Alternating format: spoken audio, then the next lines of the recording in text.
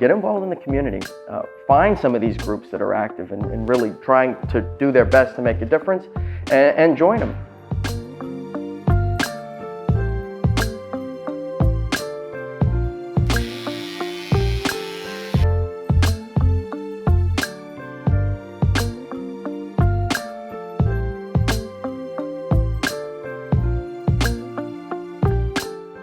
What's going on, Ryan? How you doing? Good to see you. How's everything going? Everything's going well. Thank you so much for coming out this Absolutely, afternoon. my pleasure. Yeah.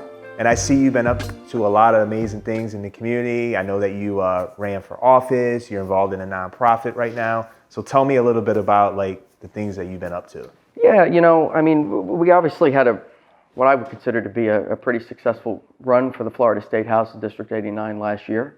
And one of the things that happened after that was over, we came up short, but was to circle back with a lot of people in the community to try to understand what issues were important to them. One of the promises I made after I lost my campaign effort was to make sure that I would stay active in the community and advocating for the issues that I think are important to folks. And so, I've had a great opportunity to circle back, like I said, with some of them and try to figure out the issues that are going to stay at the forefront of the next couple of years. Right now, I'm director of the South Florida Water Coalition, which is an organization that whose primary objective is to educate the public on the health and safety of their water supply. And one of the things we want to do is support policies that we think are going to be beneficial to the residents of our communities, and certainly oppose policies that we think are going to not be of any great benefit. One of the things that's on the table right now is this idea to lower the lake levels to 10.5 feet. And, for people here in Palm Beach County and Broward and even Miami, certainly that would really affect, in a negative way, the water supply for all of us. And, that kind of impact could be incredibly dangerous to a lot of folks, a lot of ordinary people, not just businesses, not just keeping golf courses pretty. It's about what's happening at home.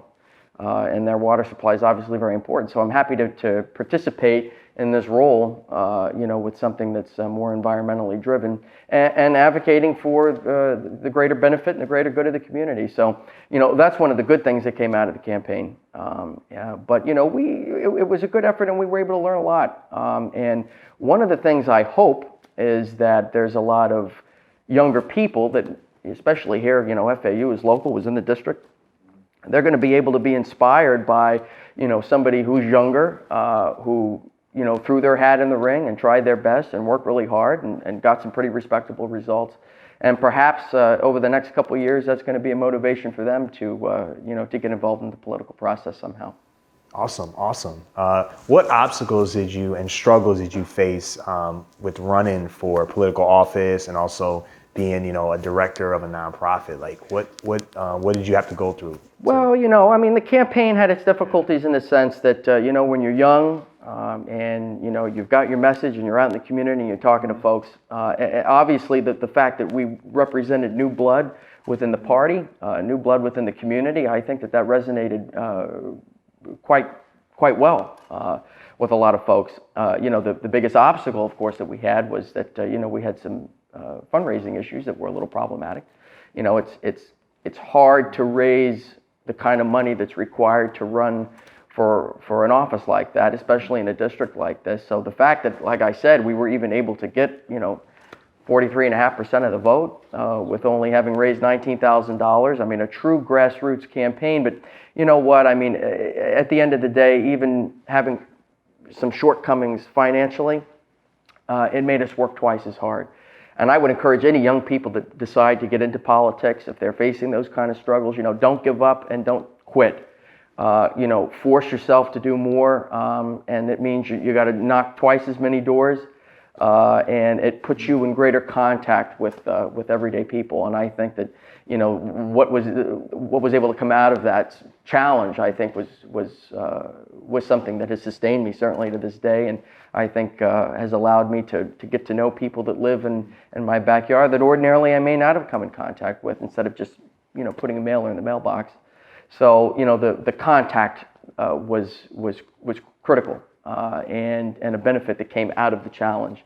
You know, and this nonprofit is the same thing. You know, the South Florida Water Coalition is a grassroots effort. It's me, you know, going around and talking to ordinary folks about the importance of what's going on, motivating them to stay active in the community and try to do something proactive to make a difference. And so far the results have been pretty satisfying. And that's what I would encourage young people to consider too. You know, you don't necessarily have to run for office in order to be politically involved. You know, that's kind of like the pinnacle of involvement, you know, when you want to try to make a difference.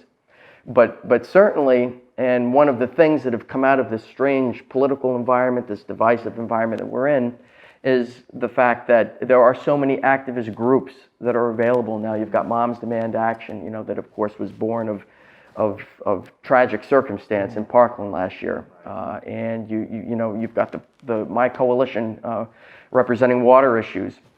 That's an activist movement. You know, advocacy and activism are important because this generation, millennials like you and I, right, you know, we're often labeled under that unfair stigma that we're complacent and, you know, we're not doing enough. And I don't think that's necessarily the case. I think it's just that we work differently. And I think that the older generations, our parents, our grandparents, are beginning to understand and realize that. Look at corporations like Google, for example. I mean, you know, you go to some of these big companies now and that are catering to millennials and younger that are working for them. I mean, they're laying on the floor and they've got creative workspaces and, you know, just not the cubicle format that, you know, you kind of were stuck in for, you know, decades after decades. So I think an adaptation to the environment is important, and it's an adaptation for older generations to understand how we work and understand for our generation that, you know, activism isn't just what are we going to put out on Twitter, what are we going to put out on social media, what's my next Instagram post, you know, sharing your feelings in a short sentence or two, or sharing an article. You know, get involved in the community. Find some of these groups that are active and really trying to do their best to make a difference, and join them and attend their meetings and see where it goes. It's not just running for office. There's a whole other component to service, I think, at this point. And I'm pretty confident that our generation is going to be able to hit a home run with that. So. And you are definitely a testament to that. What you just mentioned. But I want to ask you, I want to circle back into what you're doing at nonprofit right now. Like, what resources are you providing for, you know, the youth and millennials? Like, what are you doing to educate them on a lot of the issues? Yeah, I mean, just recently I went and spoke to a couple of groups over at FAU to try to tell them about what was going on, and that, you know, the biggest thing, especially with a position like I'm in, as kind of this grassroots effort that's underway, is to, number one, raise attention to the issue, and number two, encourage, as I said before, the activism component of it. You know, you've got to educate. I was a teacher for a number of years. I'm actually, you know, in the fall, be teaching a class at Palm Beach State College, American Congratulations. Government. Yeah, thank you. Awesome. It's kind of a recent development. But, you know, education's been an important part of my life. So, you know, I want to continue to do that. But, you know, when you educate and you inform and you give that information to people that may not ordinarily be exposed to that information, then you've got their interest, you hope. I think it's out of that interest that perhaps you could find a way to motivate them rather, you know, to taking action and doing something about it. So I hope that's certainly one of the objectives of the coalition, you know, when we're speaking about water issues. But I think it's a greater objective that even people like you are trying to do. I mean, 35U and the outreach to try to get younger people involved and educated and informed of what's happening in their community. And, you know, as I said, it's kind of one of the silver linings that's happened out of this, you know, current political environment. You know, as negative as it often seems, and it doesn't seem like we're making much progress, I think one of the important things is the fact that people are paying more attention. And to a greater extent that I mean, I'm 33, I'll be 34 next week. So, you know, happy early birthday. Yeah, I'm on the older end of the millennial spectrum, I guess. But you know, at least in my involvement from my early 20s, I've never seen so many people engaged and active in the political process and involved in a lot of the issues that are happening in the community. So, you know, I think it's terrific that is, you know, unfortunately born of, I said, the current environment, but I'm happy to see that people are paying more attention. And so my hope is that this coalition, is going to be riding that wave of trying to capture people's interest. And certainly, the campaign that I ran was something that people were paying close attention to. So, it's all good stuff. Yes, it is. Yes, it is. And you definitely have a very passionate mission that you're putting out with this nonprofit.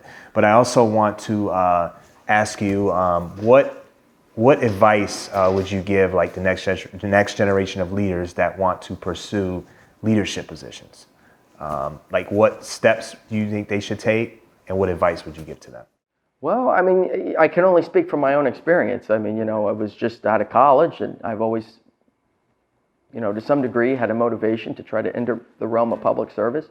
And I just would go to, some of our local party meetings and get to know the players. And so you make those connections and establish those relationships. I think relationship building is the most important component of this, especially in the beginning. It's one thing to say that you want to run for office and you want to represent people and you want to do it. And some people are able to do that. Maybe they've got resources and means to do that. But, if you're starting kind of from the bottom and you've just got this urge to pull yourself into public service, and where do I begin? It's a question that many young people ask, how do you start?